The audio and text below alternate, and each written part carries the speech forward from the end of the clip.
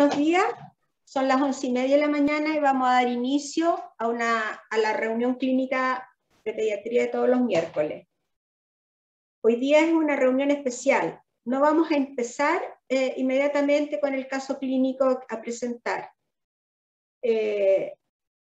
Hemos tenido la pérdida de un gran maestro de la pediatría el fin de semana pasado. Para los que no lo conocieron, él es el doctor Gastón Dufo Toro. Nació el 29 de abril de 1939 y falleció el 14 de agosto del 2021 a los 82 años. Él es ha sido el gran profesor de pediatría que ha tenido el Hospital Roberto del Río. Él es un maestro de los otros maestros de pediatría.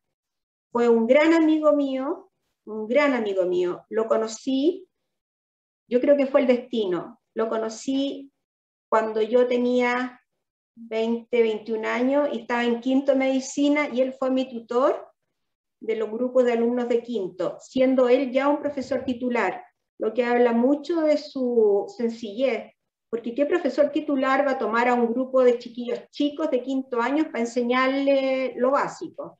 Los profesores titulares estaban para otras cosas. Él, con su sencillez, nos acogió, con su sabiduría y con su paciencia nos enseñó. Después la vida nos volvió a juntar cuando él, estando en Lactante C, era el supervisor académico del Lactante C, y eran unas visitas que hacíamos todos los días a las 10 de la mañana e interrogaba en forma muy exigente sobre los casos clínicos que teníamos que contestar. Era muy exigente, eso lo tengo que dejar claro, pero era una exigencia que iba acompañada también de mucho cariño. Nos enseñaba con cariño y era además muy entretenido escucharlo, sus opiniones clínicas, que todas fueron muy certeras.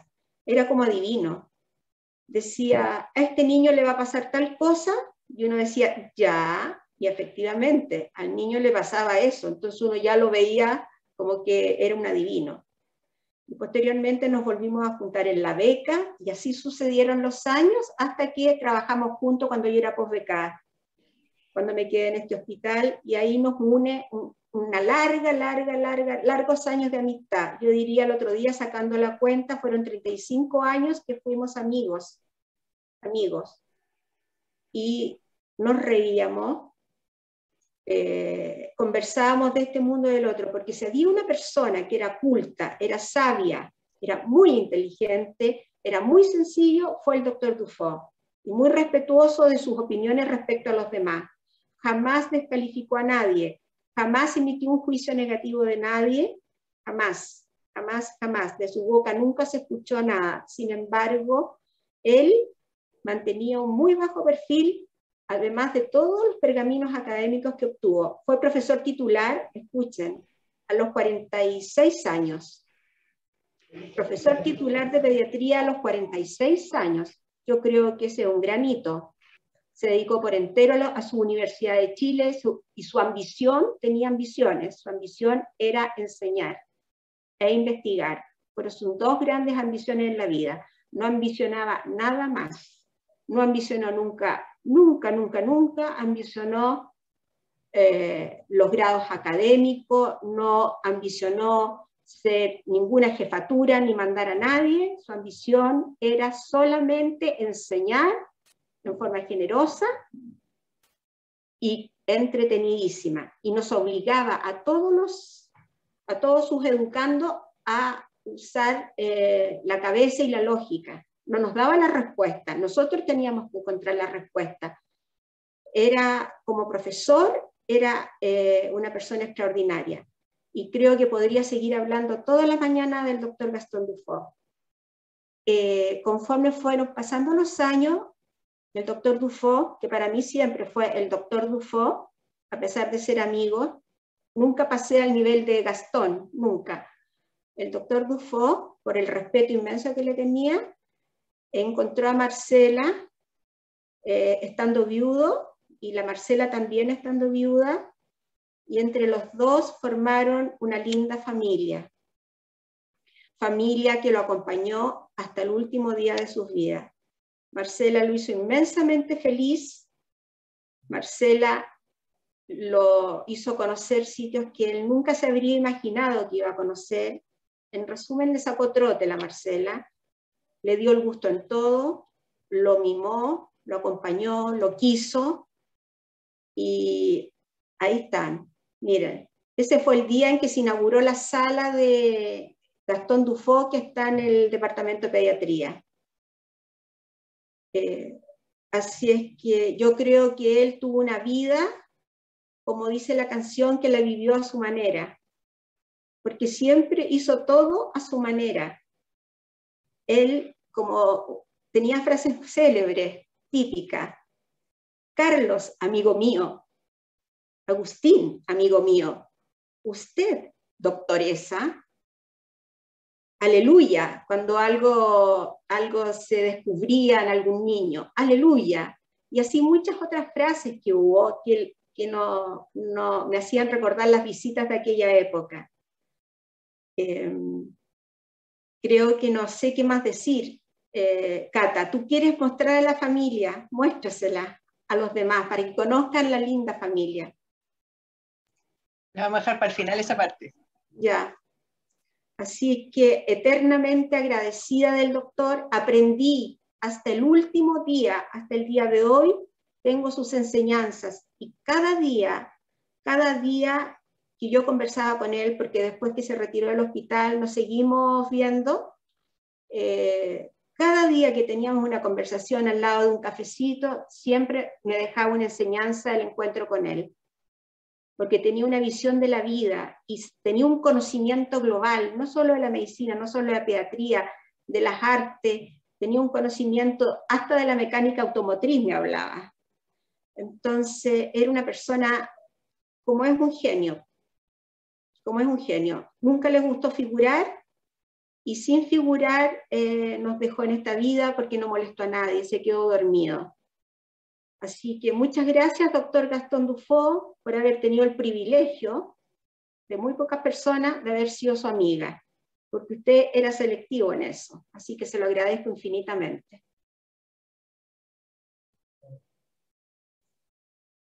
Ahí está con el otro gran amigo que tuvo, Carlos Uvilla. Carlos. Hola, mira, déjeme contarle algunas vivencias. Yo, como alumno también de pregrado y también de posgrado, comparto con muchos colegas que el doctor Dufo era un docente innato. Sus clases eran realmente muy motivadoras, entretenidas, hasta el punto que todavía me acuerdo de las materias involucradas. Nunca aprendimos tanta cosa sobre diarreas y metabolismo de los alimentos. Pues ya como académico, cuando yo me incorporo al departamento, me tocó compartir varias cosas, muchas cosas con el doctor Dufo, incluso compartimos oficina por muchos años. Y ahí vi que el doctor Dufo era un apasionado de los números, era un experto en bioestadística. Todo el mundo iba a su oficina, pedían horas, ¿no es cierto? Y le preguntaban para que los ayude con sus proyectos, ¿no es cierto? Y él gentilmente los ayudaba. Y más de una vez les decía que su proyecto no era factible por mostrar, etcétera, y no quedaban muy contentos, ¿no? Y era cierto, digamos. Así que esa parte yo la viví. Así que me pareció súper natural después la alianza fuerte que hizo con el doctor Patricio Herrera en el desarrollo de la medicina basada en evidencia. Ellos formaron un curso latinoamericano que se impartía en este hospital sobre medicina basada en evidencia. El primer nombre no era medicina basada en evidencia porque ese término aún no se usaba. Un curso intensivo, venían 10 médicos de Latinoamérica, muy prestigiado, y se hizo varios años, 5 o 8 años seguidos o más tal vez. Tuve la suerte que me invitaran a participar como docente en ese curso, pero más que docente yo aprendí de ellos, ¿no es cierto?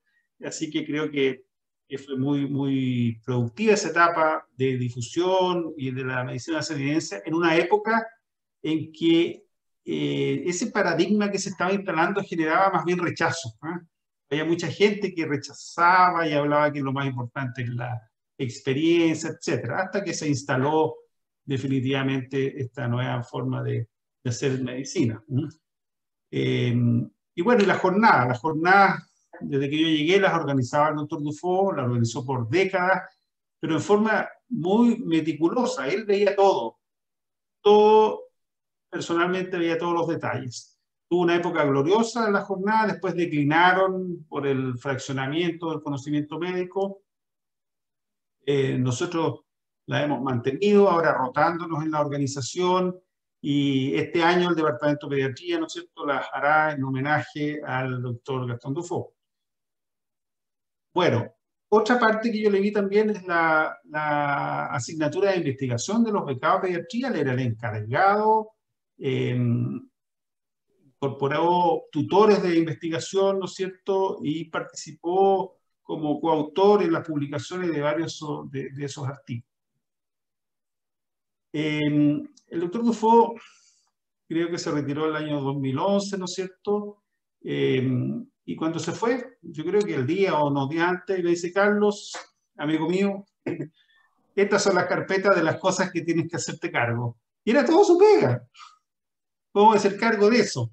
Así que bueno, obviamente era imposible, así que organizamos una unidad de investigación y a la que se ha ido incorporando gente maravillosa, ¿no es cierto? Y ha ido creciendo. En realidad la investigación se ha ido haciendo más compleja, más profesional.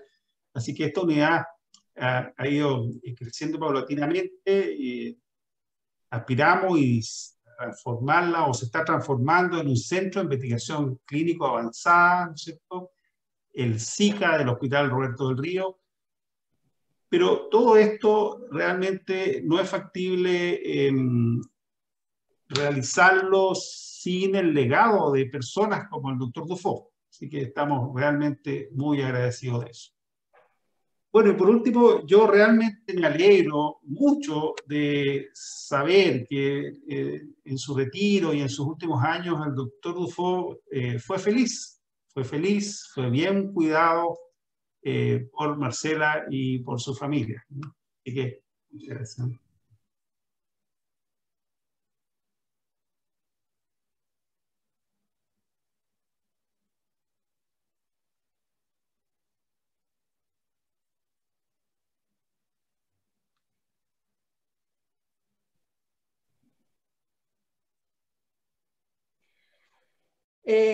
Muchas gracias, Carlos. Estoy emocionada.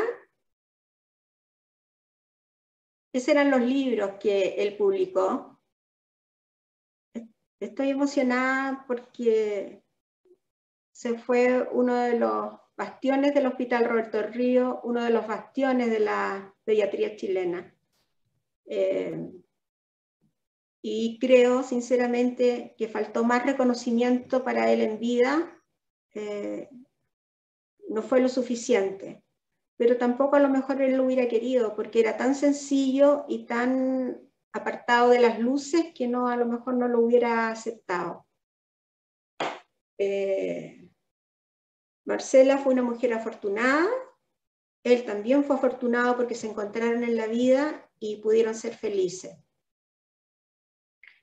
Bien, no voy a pedir un minuto de silencio por él porque creo que a él le gustaría que siguiéramos en el aspecto académico.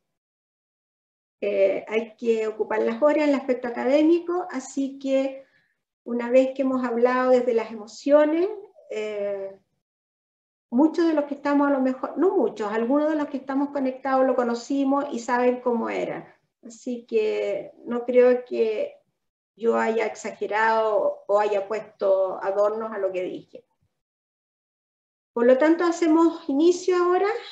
Comenzamos con la reunión clínica de todos los miércoles, la habitual, en que el tema es sobre cuerpo extraño y nos presenta este tema el doctor Víctor Ramírez, becado de la Universidad de Chile, con el apoyo de la doctora Mónica González. Junto a la doctora Guerrero, yo soy Víctor Ramírez, becado de pediatría, y junto con la doctora Mónica González vamos a hacer una pequeña revisión sobre la ingesta de cuerpo extraño. Primero, es súper importante entender qué se entiende por un cuerpo extraño, y este va a ser aquel que posee un potencial lesivo o que suele ser considerado como insólito en alguna localización del cuerpo humano, ya sea tubo digestivo, vía respiratoria o alguna otra cavidad dentro de nuestro organismo. En general, la ingesta de cuerpo extraño uno la pudiese considerar como un problema de salud pública, ya que en la edad pediátrica es un accidente, básicamente, muy frecuente, donde en general uno pudiese decir que corresponde al 80% de toda la ingesta de cuerpo extraño en población pediátrica. Suele tener una mayor frecuencia en niños menores de 5 años, pero lo habitual es que sea entre los 6 y los 3 años, porque por el desarrollo habitual de un niño, en su neurodesarrollo, a esta edad los niños empiezan a llevarse todo hacia la boca, ya sea porque les llama la atención o por distintos motivos, y eventualmente esto puede terminar en su tubo digestivo. Además, el cuerpo extraño suelen ser objetos que habitualmente están en la casa, son objetos cotidianos, donde, según la forma en que uno los puede ver en la placa de radiografía, uno los puede dividir en si es radiopaco o si es radiolúcido, donde la gran mayoría van a corresponder a objetos radiolúcidos, y sobre todo en nuestro país lo más frecuente es la moneda. Pero hay que considerar que en algunas condiciones más bien como culturales distintas a nuestro país, por ejemplo países del Asia, pudiesen encontrarse otros cuerpos más frecuentes, como suele ser las espinas de pescado o espinas de pollo, y esto netamente por el tipo de alimento que reciben estas personas. Por otro lado, la ingesta de cuerpo extraño corresponde a la segunda causa de endoscopía de urgencia, siendo en primer lugar la hemorragia digestiva, y suele asociarse a distintas patologías como comorbilidades, en general patologías del ámbito neurológico, psiquiátricas o incluso patologías del tubo digestivo, específicamente del esófago. En general, por ejemplo en Estados Unidos se habla de que anualmente existen 100 casos de ingesta de cuerpo extraño, y el Centro de Control de Intoxicaciones de Estados Unidos refiere que generalmente de los 116.000 casos que ellos reportan, un 75% corresponde a menores de 15 años. Por otro lado, en general, uno sabe que los accidentes en edad pediátrica es una de las principales causas de muerte dentro de los niños. Ya en estadísticas más de España refieren que es la primera causa como de mortalidad y morbilidad en menores de 3 años, y en relación a la ingesta de cuerpo extraño, reportan un caso de fallecimiento por 2.206 casos, y en Estados Unidos en general uno en 100.000, entre el año 2003. Por otro lado, estos cuerpos extraños generalmente van a ser expulsados de forma espontánea a lo largo de todo el tubo digestivo. Casi ya un 80-90% logran pasar sin mayor intervención por el tubo digestivo, y esto se debe a que la gran mayoría de los objetos suelen ser pequeños y romos, lo cual no va a tener dificultad a atravesar las grandes barreras del intestino. Pero a pesar de que el padre puede estar constantemente buscando la eliminación del objeto, en más de un 60% de los casos no se va a poder objetivar y no va a haber certeza de que se eliminó este cuerpo. Antiguamente se tenían conductas, por así decirlo, un poco más activas, donde ya la extracción del cuerpo extraño, fuese por cirugía o por endoscopía, era mucho mayor, pero hoy en día las tasas de endoscopía por esta patología ha ido disminuyendo, y generalmente se da entre un 10 a un 20%, y ya es muy rarísimo que se tenga que recurrir a una cirugía.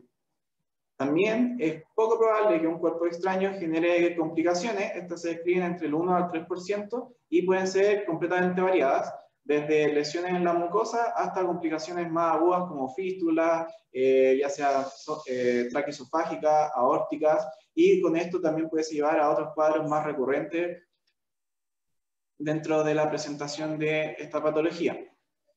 Otra cosa importante mencionar es que en general los pacientes cuando consultan por una ingesta de cuerpo extraño no es inmediatamente posterior a la ingesta. En general lo que se habla es que puede ocurrir aproximadamente un 36 horas de desfase desde que se produjo la ingesta, y que la gran mayoría de todos los pacientes va a consultar de forma asintomática, donde los principales motivos de consulta va a ser porque algún familiar, padre, o otro miembro de la familia evidenció el evento de la ingesta, o porque hay una alta sospecha. Y otro porcentaje que suele ser menor va a ser por sintomatología aguda asociada a la ingesta del cuerpo extraño.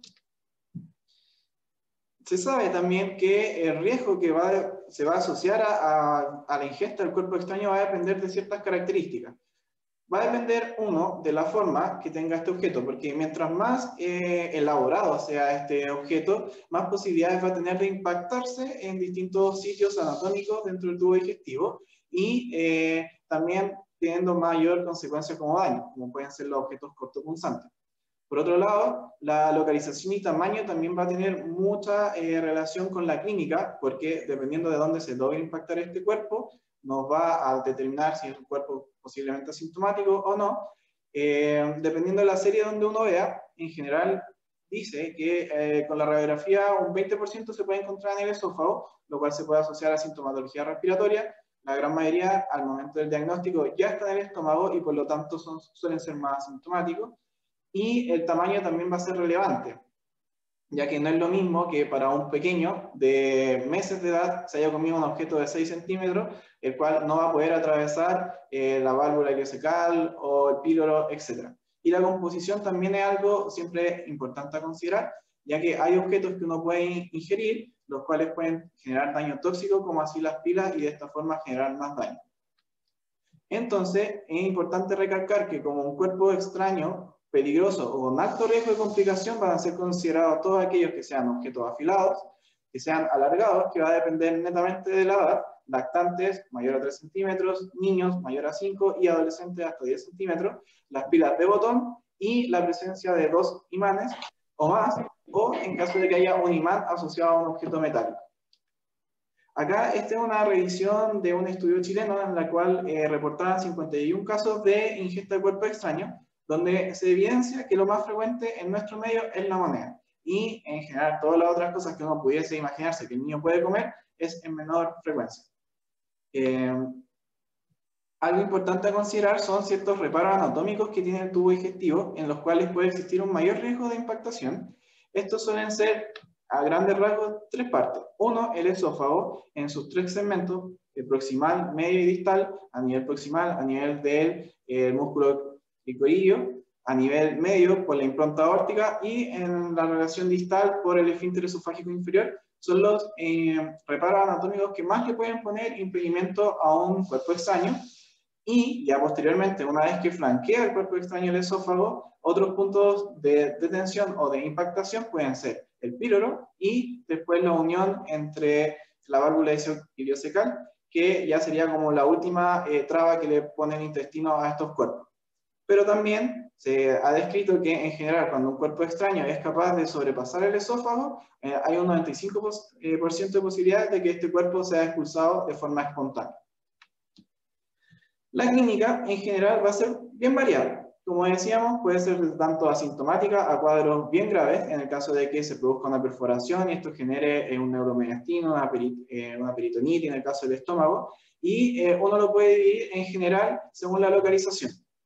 En el esófago generalmente van a ser las partes más sintomáticas porque, por un lado, su cercanía con la vía aérea va a generar todos los síntomas que pudiesen estar en relación a sintomatología respiratoria, por ejemplo, tos, dificultad respiratoria, obstrucción de la vía aérea, etc.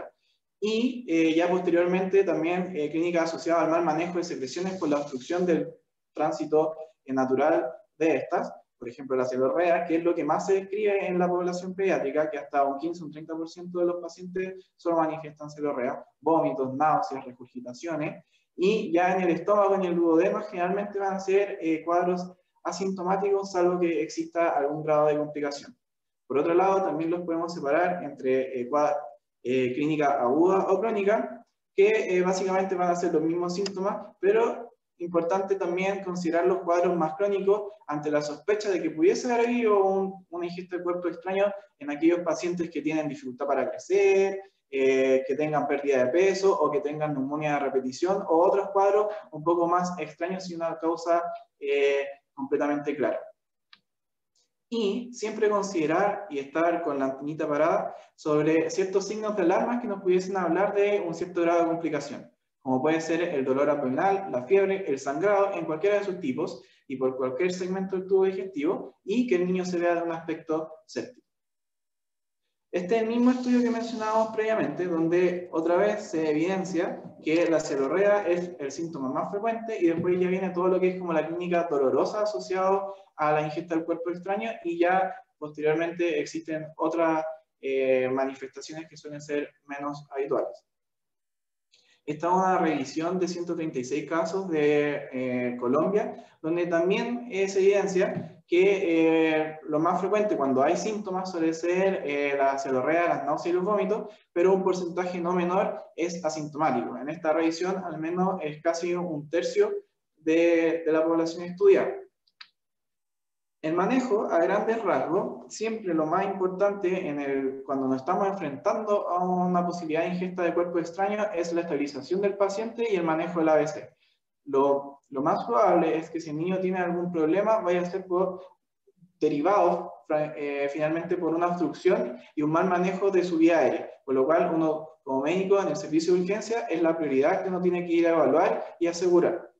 Una vez que ya el paciente se ha manejado de este aspecto y está estable, uno continúa el manejo de estos pacientes donde la primera aproximación que uno tiene para confirmar o descartar la presencia de un cuerpo extraño en vía digestiva es el set de radiografías.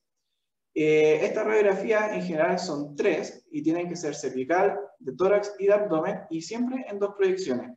¿Por qué? Porque de esta forma uno va a poder precisar de mejor forma la localización del cuerpo extraño y las características de esta y poder tener una aproximación a qué manejo debiese tener yo y con qué intensidad de manejo y necesidad de medidas posteriores voy a requerir.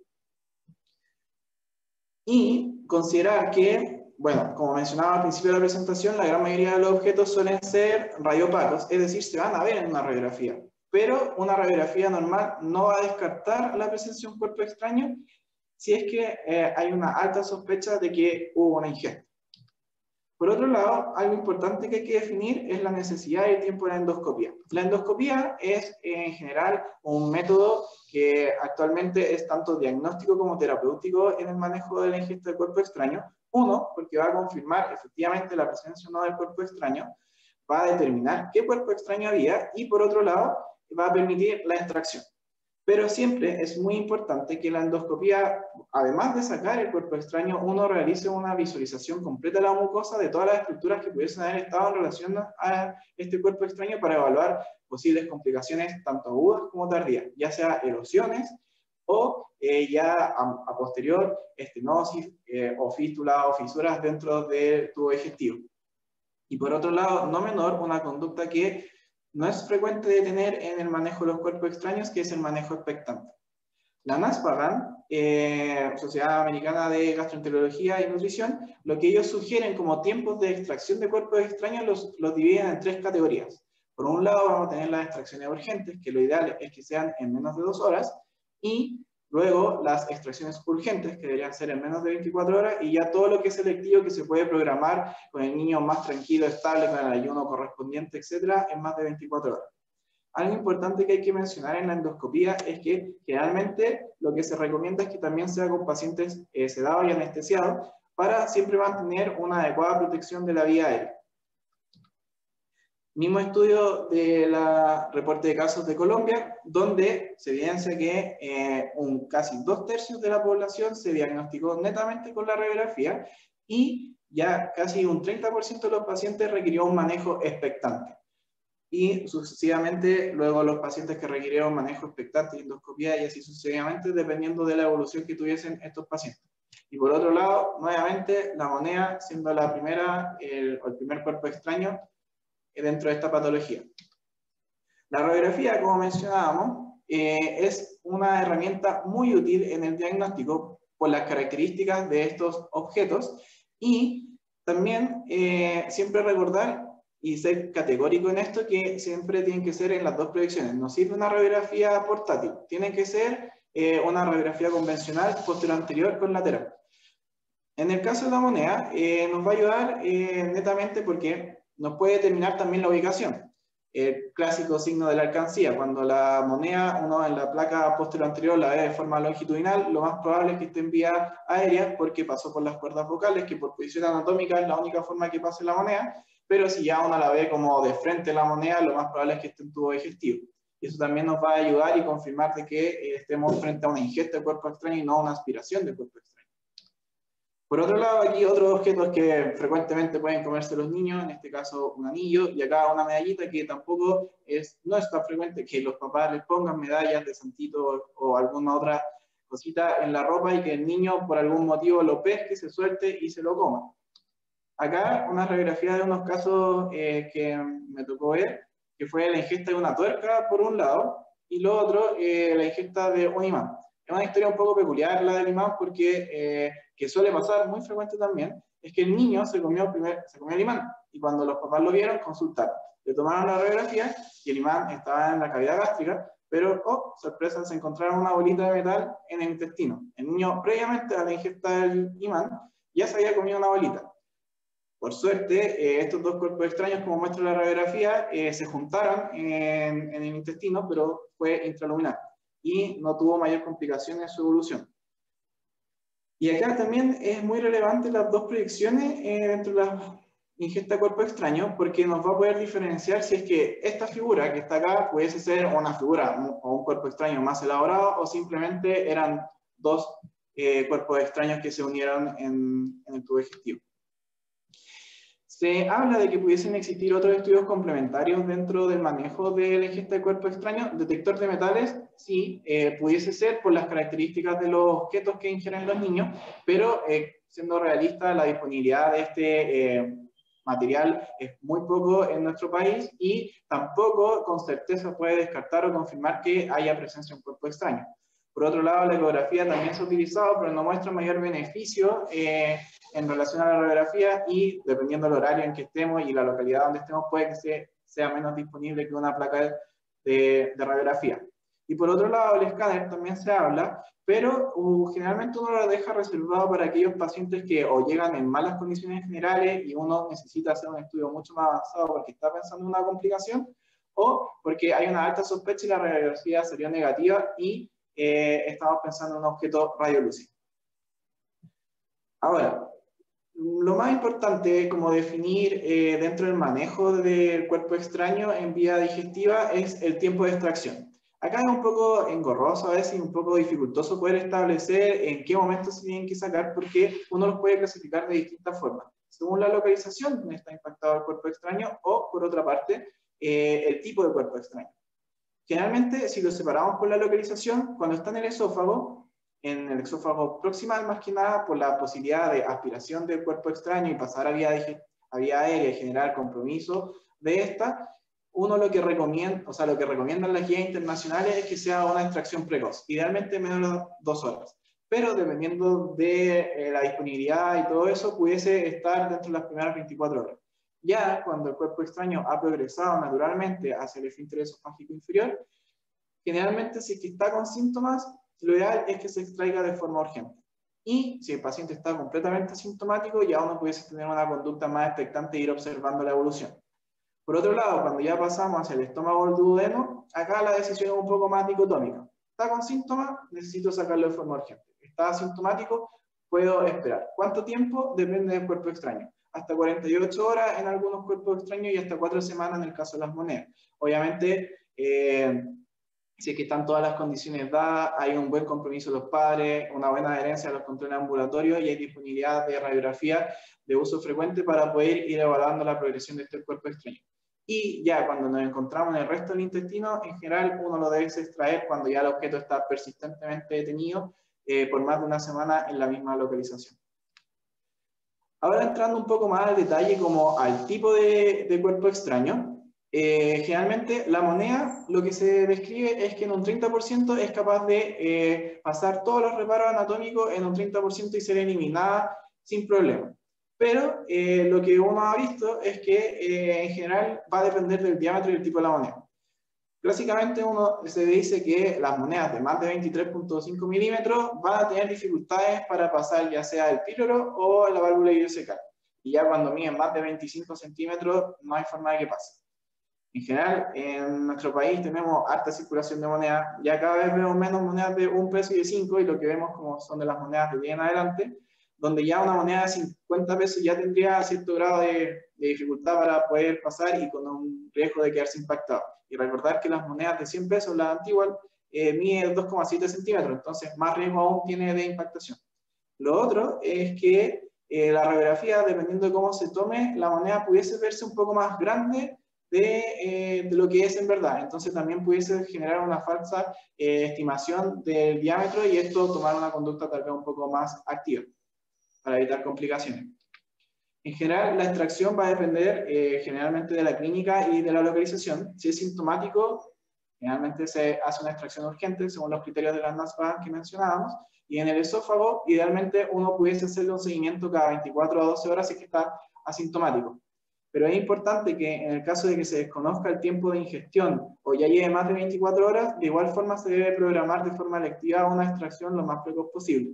Y ya en el estómago, uno pudiese dar más tiempo en la evolución, incluso hasta 4 semanas, con controles dependiendo de cómo evolucione el niño, cada 1 o 2 semanas para ir viendo la progresión. Y en el caso de que ya pasado estas 4 semanas la moneda siga ahí, tiene que ser retirada endoscópicamente.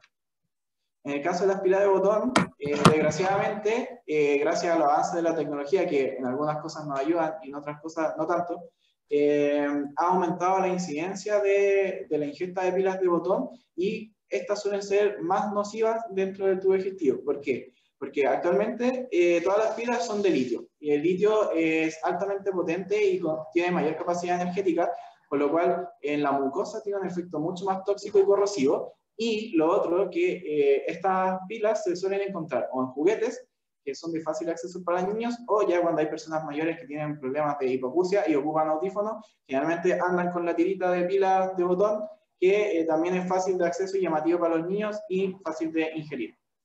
Generalmente las pilas pueden producir lesiones por distintos tipos, uno por presión, por decúbito, y lo otro es que al generarse un contacto entre mucosa y mucosa con la pila al medio, se genera un cierre del circuito y de esta forma se genera el paso de la electricidad, generando una quemadura eléctrica y posteriormente una lesión por necrosis, llevando a todas las posibilidades, complicaciones que nos podemos imaginar. Importante es en la radiografía de la pila que hay que buscar siempre 2 signos. Uno, en la póstero anterior, es buscar el signo del halo, donde se puede ver una zona más radiolúcida como dentro de la pila, que es netamente por la forma en que está hecha la pila, que nos va a orientar a qué es una pila. Y lo otro es que en la radiografía lateral uno va a ver el signo del escalón.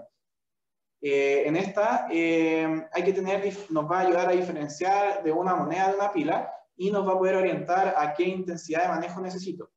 Poco frecuente, pero puede pasar que esta imagen, por ejemplo, en verdad no sea una pila y sean 2 monedas que estén pegaditas y sean de distinto tamaño. Y esto es lo que mencionaba, que por la conformación de la pila de botón, uno va a encontrar como estas distintas relieves que nos van a orientar a que es una pila y no una moneda. En general, la extracción suele ser endoscópica y casi en un 100% exitosa sin complicaciones. Y siempre lo que uno habla es que se debe extraer independiente de la localización. En el esófago, por el riesgo de complicaciones, ya sea por perforación, necrosis y complicaciones a posterior con estenosis del esófago, uno debe hacer una extracción en menos de 2 horas, ya que con poco tiempo una pila puede generar lesiones en la mucosa. Lo que uno ve en la literatura es que dice como entre las 2 y las 4 horas desde producida la ingesta ya pueden haber distintos grados de lesiones por quemadura. Y en el caso del estómago, cuando suele ser sintomático, también se recomienda una extracción urgente y actualmente algunas guías recomiendan que se puede tomar un manejo más expectante en el caso de que sea asintomático, donde van a depender de 2 criterios. Uno, la edad, que el corte va a ser 5 años, y por otro lado, el tamaño de la pila, que el corte es 20 milímetros. Cuando son niños mayores de 5 años y tienen pilas mayores de 20 milímetros, uno lo pudiese observar si es que está completamente sintomático con un control radiológico cada 48 horas. Y en el caso de que el niño esté muy asintomático y las pilas sean menor a 20 milímetros, eventualmente lo que recomiendan algunas guías es que se pudiese espaciar el tiempo de control a día 14 días. Pero, siendo sincero, también las mismas guías recomiendan que si la pila ya está más de 48 horas en cavidad gástrica, independiente de que el niño esté asintomático, esta tiene que ser extraída de forma endoscópica. Acá unas imágenes de las posibles lesiones que pudiese generar una pila, que básicamente son por contacto, por lo que yo les comentaba, y que van a ser por necrosis finalmente. En el caso de los imanes, también. Otro cuerpo extraño frecuentemente ingerido y que ha ido aumentando también porque cada vez lo encontramos en distintos juguetes y que pueden ser muy llamativos porque en general estos juguetes de imanes suelen ser de distintos colores y a los niños les llama bastante la atención.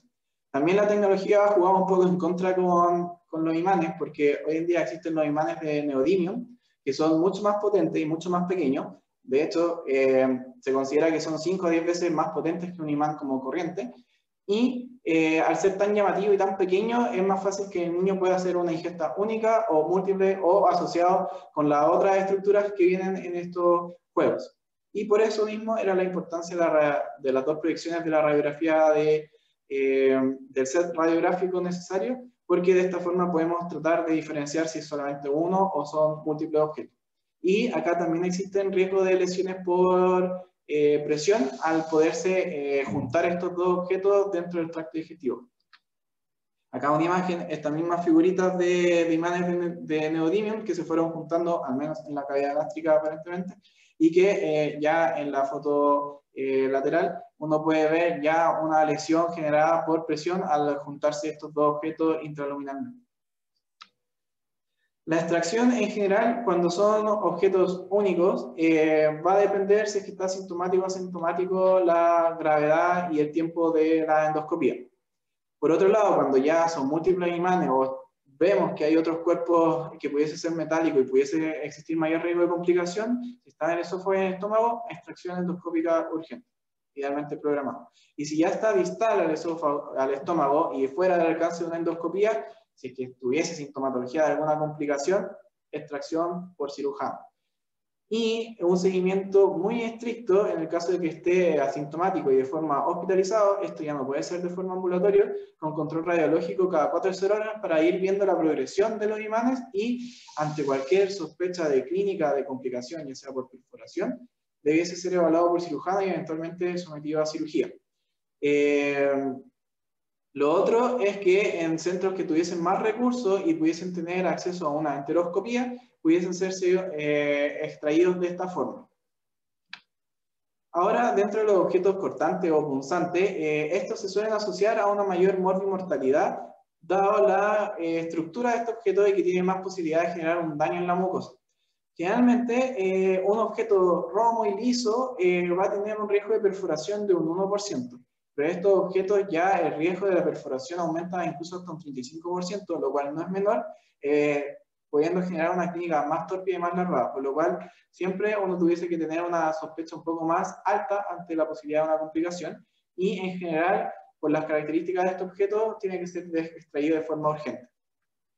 En relación a los cuerpos extraños largos, como mencionábamos, todo va a depender del tamaño, donde generalmente 6 centímetros ya se habla de que va a haber una dificultad para que pase o el duodeno o la válvula ileocecal. Y se recomienda que cuando en lactantes, en niños pequeños, sea mayor a 5 centímetros y que tengan un diámetro mayor a 2, tengan una extracción endoscópica, mientras que en adolescentes mayor a 10 y mayor a 2,5 en su diámetro. Por otro lado, la impactación de bolo alimentario es algo poco frecuente en pediatría, generalmente una patología o un hecho más frecuente en el mundo adulto, y se suele asociar con riesgo de aspiración y obstrucción de la vía aérea por el lugar donde se suele impactar el bolo alimentario. Generalmente cuando hay dificultad de manejo de la saliva o de las secreciones propias del tubo, uno debiese hacer una endoscopía de urgencia. Y si es que está completamente asintomático, uno pudiese observarlo y hacer un seguimiento en 12-24 horas posteriormente. Antiguamente también se recomendaba el uso de sustancias proteolíticas como para tratar de degradar el bolo alimentario o el uso de glucagón para tratar de relajar el esfínter esofágico inferior y de esta forma que el bolo progrese. Hoy en día no se ha visto ni beneficio del glucagón en relación a la conducta como expectante y la posibilidad de riesgo de complicaciones en caso de que existiese una perforación de las sustancias proteolíticas, por lo tal no se recomienda su uso. Por otro lado, estos pacientes, cuando uno ve a un niño que tiene una impactación de bolo alimentario, ya sea único o repetido, tiene que sí o sí quedar bajo seguimiento de gastroenterología, ya que se puede asociar a esofagititis sinofílica, ya que dentro de esta patología la impactación de bolo alimentario es una de las manifestaciones frecuentes. Se describe hasta un 27% de su clínica solamente esto, y eventualmente, dependiendo de cómo esté el niño, pudiese hacer dentro de la endoscopía la biopsia para hacer el diagnóstico o posteriormente. Y es por eso que necesita un seguimiento ambulatorio después por especialidad. En el caso de los objetos radiolúcidos, el manejo es bien sencillo. Si es que el paciente está sintomático y el cuerpo extraño se sabe que no es peligroso por la historia, uno pudiese observarlo y evaluar cómo evoluciona. En caso de que esté sintomático, lo que mencionaba, si es que hay disponibilidad de TAC, uno pudiese realizarlo, pero si no, realizar la endoscopía para poder hacer diagnóstico y terapia al mismo tiempo. En el caso de los objetos ROMO, en general, estos no tienen grandes complicaciones a lo largo del tubo digestivo. Si están sintomáticos como cualquier otro objeto, uno debe extraerlo lo más rápido posible, con todas las precauciones necesarias, y ya cuando están en el estómago, uno puede tener una conducta mucho más expectante, hacer controles semanales, en especial cuando los objetos son más pequeños. Este apartado en especial netamente es muy raro en pediatría y que generalmente se da en niños más grandes, adolescentes, en el contexto de tráfico de droga o de tráfico de otras sustancias, en el cual hay que tener en consideración que existe mucho riesgo de morbilidad asociado a esto, porque las cápsulas que ocupan las personas para envolver la droga, cualquiera que sea, puede romperse ante cualquier situación y generar una intoxicación aguda y esto llevar a la muerte del paciente. Y que eventualmente cuando estemos en una situación así, que como decíamos es poco frecuente, idealmente lo que se recomienda es que la extracción sea por cirugía, porque la manipulación por el endoscopio pudiese generar la rotura de esta cápsula y generar finalmente una intoxicación aguda. Pero de igual forma, todo esto depende de la expertise del operador de la endoscopía y del material disponible para hacer la extracción. Si está todo lo necesario para hacer una extracción segura, pudiese hacer de igual forma por endoscopía. Y, en resumen, todo paciente que esté sintomático, específicamente con sintomatología de vía aérea respiratoria y dificultad para mantener la seguridad de su ventilación, que tenga presencia de piedras, objetos cortantes, requiere un procedimiento endoscópico de emergencia, es decir, menos de 2 horas. Acá, dentro del mismo estudio de la revisión chilena, mismo resumen que establece de forma más ordenadita como cuándo extraer cada objeto en determinados tiempos, y acá las recomendaciones de la NASPAGAN según sus propios criterios de cuándo es una emergencia, cuándo es una urgencia y cuándo puede ser electivo. La guía de la NASPAGAN, algo bonito que también tiene es los algoritmos que están súper ordenaditos, y de esta forma uno, dependiendo del tipo de cuerpo extraño, ya sea moneda, objeto cortopunzante o imanes, lo deja súper bien claro cómo ir siguiendo el manejo y el protocolo. Y gentileza de la doctora González, que también elaboró un protocolo para nuestro mismo hospital de cómo manejo de ingesta de cuerpo extraño. También aquí se trata un poco de ordenar el manejo que uno debe seguir teniendo dependiendo de dónde uno vaya encontrando el cuerpo extraño, ya sea sobre el ángulo de trace o bajo el ángulo de trace, y dependiendo de las características del cuerpo extraño y de su clínica. Pero siempre lo más importante en esta patología en particular es que la educación de los padres y la prevención de accidentes es fundamental. Se describe que hasta un 40 o un 50% de toda la ingesta de cuerpo extraño se produce bajo la supervisión directa de un adulto. Por lo cual, si uno tuviese más tiempo de poder explicarle a los papás, de como muy categórico en el manejo de todas estas cosas, nos podríamos ahorrar muchas consultas por este motivo. Y como conclusiones, la ingesta de cuerpo extraño suele ser frecuente en la edad pediátrica. Generalmente van a ser objetos comunes y habituales que estén en el domicilio, y la clínica puede ser variada, desde asintomática hasta cuadros muy graves, muy severos, por lo cual va a requerir siempre una alta sospecha clínica, y que todo el manejo va a depender según el tipo de cuerpo extraño, la localización y la clínica, y que la prevención y la educación siempre van a ser el mejor tratamiento.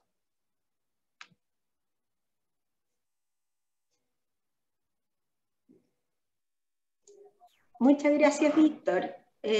Completísima tu presentación. Cata, ¿tú lees las preguntas? ¿Las tienes? Y, parece que hemos estado un poco participativos con las preguntas, así que vamos a dar la palabra a viva voz. ¿A quién le ha correspondido un cuerpo extraño, ingerido, que haya sido difícil?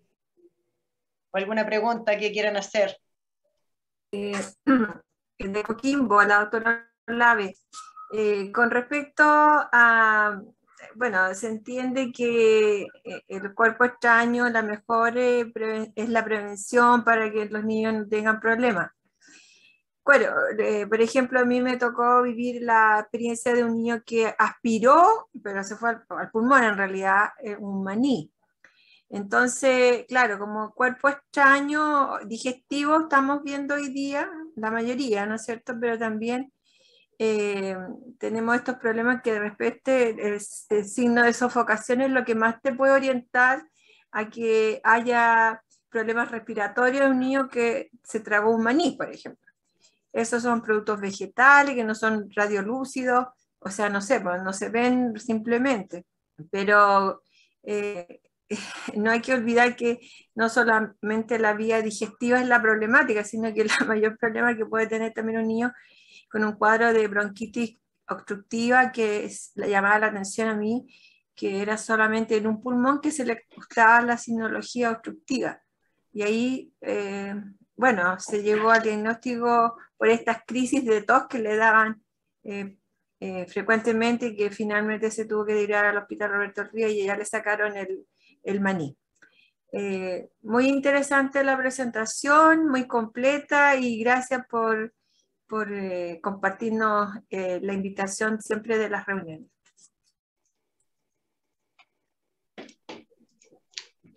¿Alguien quiere hacer alguna pregunta?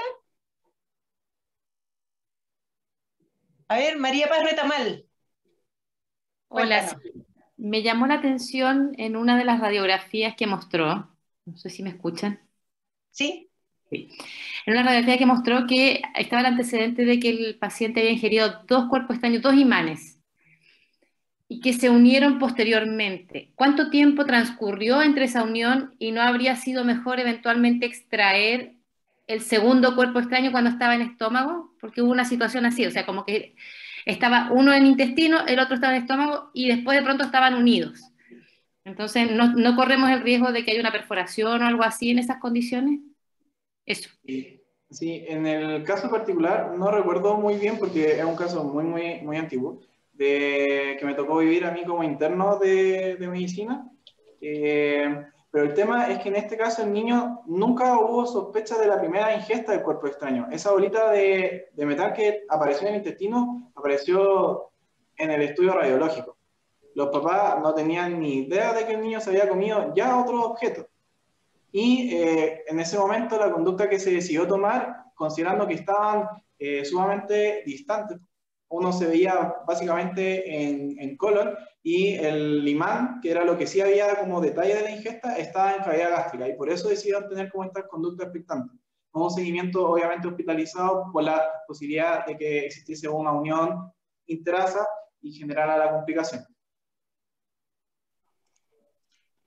¿Mónica?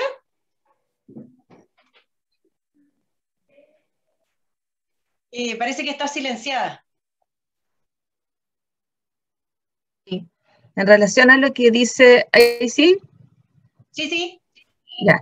En relación a lo que dice la María Paz, en realidad cuando hay más de un imán o ya hay más de un objeto metálico y un imán, sí, hay que sacar de inmediato uno de los cuerpos extraños, idealmente el imán, porque sabemos que se pueden atraer no necesariamente en el lumen y pueden comprimir la pared y perforarla.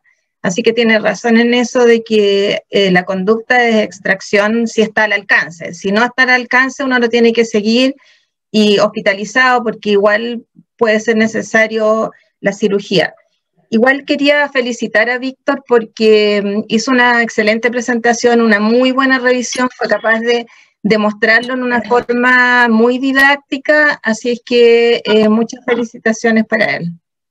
Y lo otro que él lo dijo, pero nuestra mayor urgencia la constituyen las pilas. Las pilas no deben respetar el ayuno, es decir, una vez que uno diagnostica una pila, aunque haya estómago lleno, hay que ir inmediatamente a sacarla, porque hemos tenido niños que lo hemos visto a las 2 horas y ya tienen necrosis esofágica y se pueden perforar. Eso. Víctor, por favor, deja de compartir la presentación. Nos va a hablar la doctora Marcela Concha. El sonido, Marcela. Disculpa que me meta, pero soy intensivista. Este es un tema muy frecuente. Los niños generalmente llegan a medianoche, no está el especialista que tiene que sacar el cuerpo extraño, necesitamos un otorrino, necesitamos un gastroenterólogo, cuesta ubicar gente. Y la verdad es que los cuerpos extraños son de muchos tipos: alfileres, agujas, clavos, pilas, que son las más peligrosas y con las que tenemos que andar corriendo, y muchas veces pasa en el estómago y cuesta mucho, mucho tomar la decisión de dejar que el cuerpo extraño vaya corriendo solo. Es súper importante en este caso que hagamos la prevención. Una cosa es el manejo, el tratamiento, y otra cosa también tenemos que tener muy en cuenta es la prevención. Las mamás siguen poniéndoles medallitas para evitar el mal de ojo, siguen poniéndole ahora están los collares, están las cadenas. Entonces, todo eso nosotros tenemos que, como pediatras, ponernos firmes de que y además hay juguetes que no deberían tener los niños. Si le compraron juguetes con pilas, sáquenle las pilas. Es fácil. Si son juguetes con cuerpos extraños pequeños, retiro los cuerpos extraños. Y vamos a lograr mayores cosas que estar, como te digo, a la 1 de la mañana, a las 2 de la mañana, tratando de conseguirnos el otorrino con su fibroscopio rígido para poder sacar los cuerpos extraños. Gracias, Marcela. Bueno, ahí, a pesar de ser intensivista, se le nota su trabajo también en la atención primaria, ¿verdad? En un consultorio que compartimos las dos. Sí, ¿Alguien quiere hacer alguna otra pregunta o comentario? Yo ya no. ¿Alguien quiere hacer alguna pregunta? ¿No? No, bueno.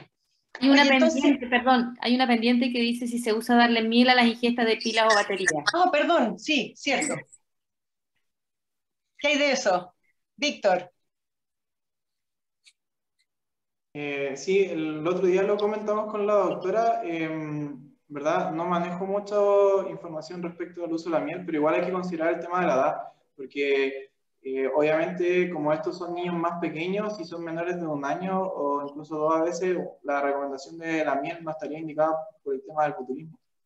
Pero aparentemente hay literatura en relación a su uso, pero no manejo qué tan efectivo pudiese ser con el manejo. Mónica, ¿qué opinas de eso? Lo que pasa es que hay unas publicaciones recientes en el uso de miel básicamente dirigida a la ingesta de pila, pero sin duda que lo más importante es cuando uno tiene el diagnóstico ya hecho de la pila, es ir a sacarla lo antes que se pueda, porque igual la cantidad que tú debieras dar es muy pequeña, eso sí, para que no se acumule y haya riesgo de aspiración, pero en general nosotros no la tenemos como práctica incorporada, preferimos ir inmediatamente a la endoscopía. Ya. A ver, ¿alguna otra pregunta o algún comentario? ¿No? ¿Nada Hola, más? doctora. Sí.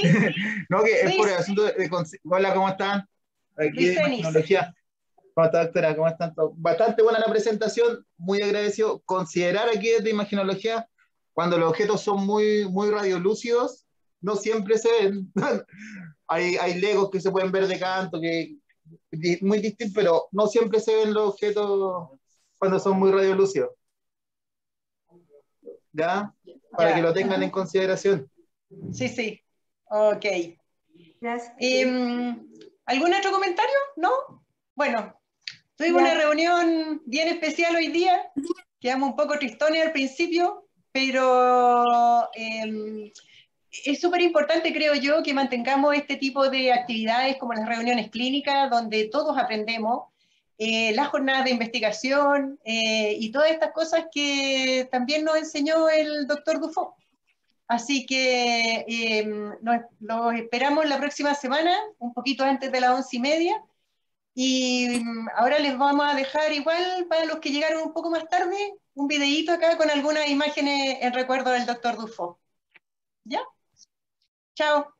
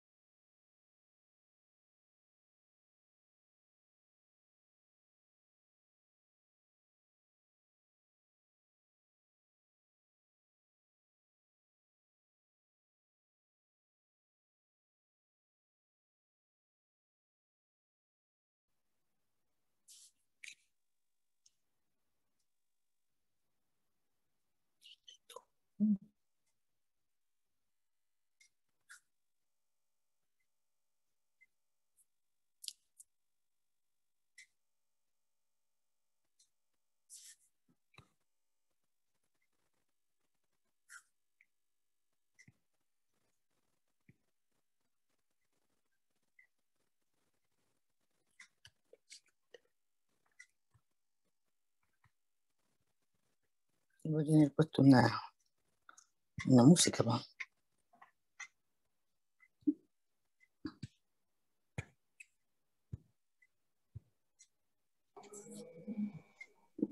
¿Estás con el micrófono abierto?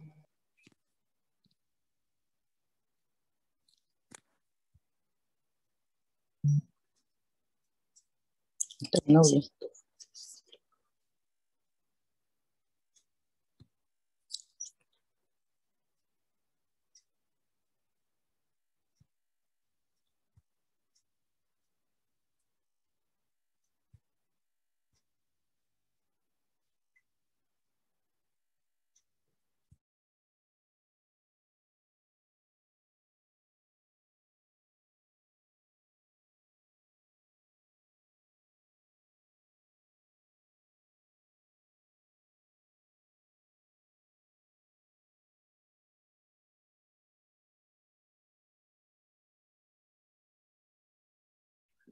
mira, yo quisiera dar unas palabras de agradecimiento al Roberto El Río, que se portó bastante bien con él. Fue su casa, los quiso mucho y realmente él hasta el último momento pensó en su hospital y se pensó en su universidad. Así que las condolencias no son solamente para mí, sino que son para toda la gente que vivió con él. Recibió hermosas flores, incluso de repente yo soy media especial y me las traje muchas para la casa, para que él las gozara hasta el último momento. Y por eso les mandé una foto donde está con sus coronas de caridad, en agradecimiento, con los árboles que iban a plantar, con las palabras bellas que recibió, y está rodeado de flores. Yo creo que aprendió a conocer el amor, un tipo muy especial, como yo siempre le dije, y que entre personas de una inteligencia superior y persona no tan superior y media loquilla, como me decía él, ¿ya? Lo pasamos bastante bien. Fueron 20 años de armonía, cosa que para mucha gente era difícil creerlo. Fueron 20 años de ser cómplices, de querernos en cada instante, de querer permanecer las 24 horas juntos, y me enseñó a mí cualquier cantidad como profesor. Realmente sensacional, era el que me hacía la interconsulta. Oye, amor, tengo este ácido base en esta condición, me llegó este diabético que tiene un bicarbonato 4, ¿qué mierda hago? Porque esa era la pregunta, ¿qué mierda hago? Y él con toda su paciencia, no importaba si eran las 3, 4 de la mañana, me lo contestaba, y era realmente feliz porque siguió participando en la medicina, gracias a que estábamos en una UCI y gracias a que las patologías eran realmente raras. Ustedes no se imaginan lo que lo voy a extrañar. Hombre maravilloso, hombre que supo querer, hombre que se entregó, y como hablábamos el otro día con mi hija, no sé quién adoptó a quién, si él me adoptó a mí con la mochila o si yo lo adopté a él. Pero yo soy una mujer agradecida, y realmente al Roberto del Río le tengo que agradecer mucho, mucho, porque fue su mundo y lo hizo inmensamente feliz.